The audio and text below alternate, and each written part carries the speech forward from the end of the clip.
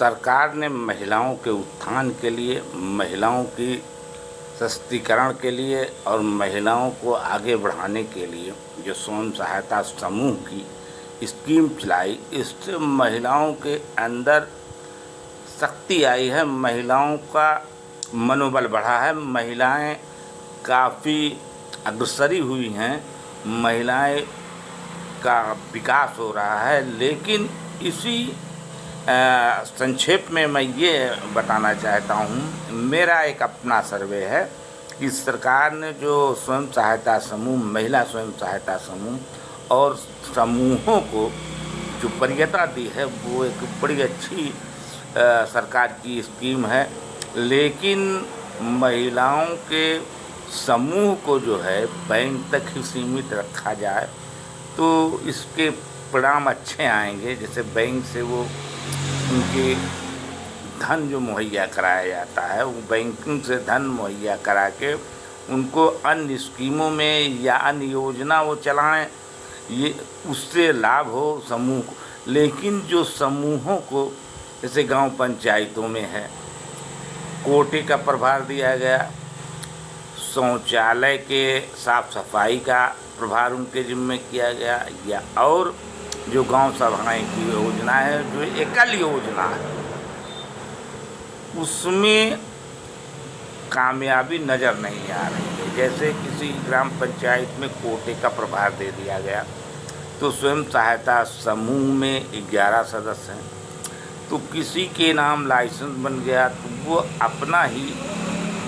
अपने आधार से चलाना चाहता, अपने रूपरेखा से। जो स्कीम है तो अब साझे की 2 आदमियों को साझा नहीं चल सकता, तो 11 आदमी कैसे किसी कोटे का संचालन कर सकते हैं? एक ही व्यक्ति संचालन कर सकता है। आने जाने में हो या उसके वितरण में हो, खर्च होता है तो उसका हिसाब किताब या उसका कैसे आंकलन होगा। जैसे सफाई कर्मी, तो एक ही समूह का एक ही सदस्य सफाई कर्मी हो सकता है, तो उसी को लाभ मिलेगा। जैसे 6,000 हो या 9,000 हो, सरकार जो महीने में उसको वेतन देगी तो एक ही। अब ऐसा तो है नहीं कि समूह को दिया जाएगा और समूह के 11 लोग बांटेंगे या 11 लोग एक महीने की ड्यूटी करें। ये स्कीम ऐसा हो सकता है, बाद में यही होगा, जो सफाई कर्मी हुआ वही सफाई कर्मी रह जाएगा और उसी को लाभ मिलेगा। वो लाभ अर्जित तो स्वयं करेगा, पूरे समूह को उसका लाभ मिलना संभावित नहीं होगा।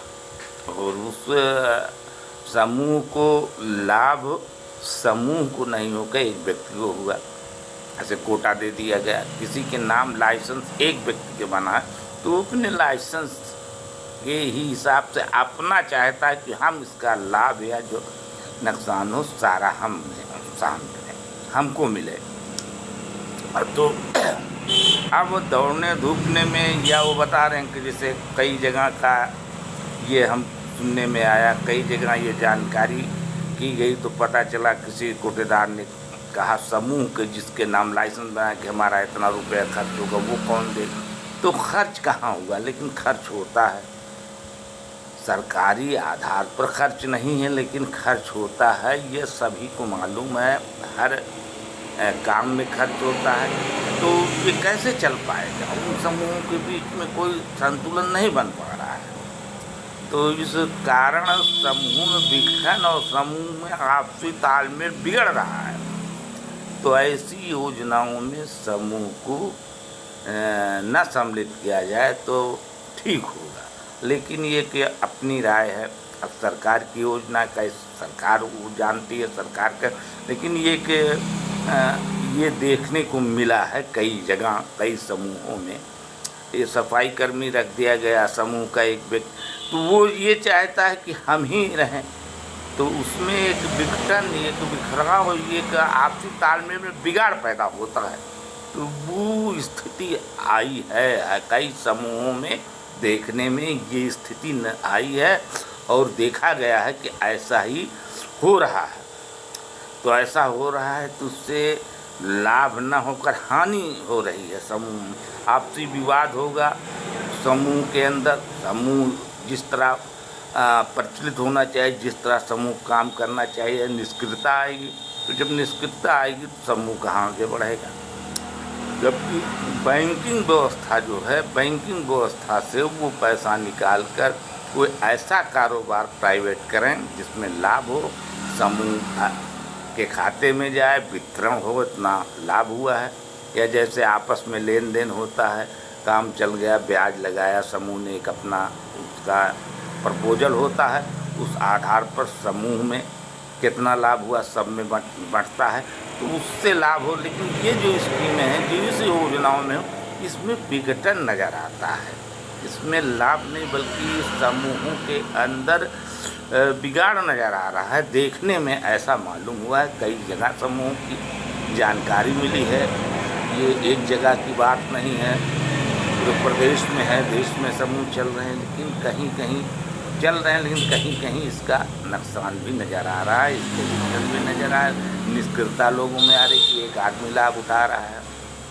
अब या तो वो इतना हिसाब दे कि कहाँ कहाँ खर्च, लेकिन ये वो व्यक्ति जो कोटेदार होगा, सफाई कर्मी होगा, वो ऐसा करना चाहता नहीं कि हम स्वच्छ पारदर्शिता होनी चाहिए। लेकिन स्वच्छ पारदर्शिता आना आसान नहीं, और तो जो योजना है उसमें आ सकती है, जैसे बैंकिंग से पैसा लिया और किया, लाभ हुआ उसमें, ऐसी योजना। लेकिन ये ऐसी जो है जहाँ लाइसेंस की बात है, जहाँ नियुक्ति की बात है, इसमें पारदर्शिता नहीं आ पा रही है। क्योंकि जो व्यक्ति वो आगे चलकर या आज ही वो चाहता हम इस जगह को छोड़ना, ये हमको मिले, तो वो समूह पर प्रभाव बनाकर अपना ही चाहता है कि हम वो सफाई कर्मी की जगह पर नियुक्त रहें।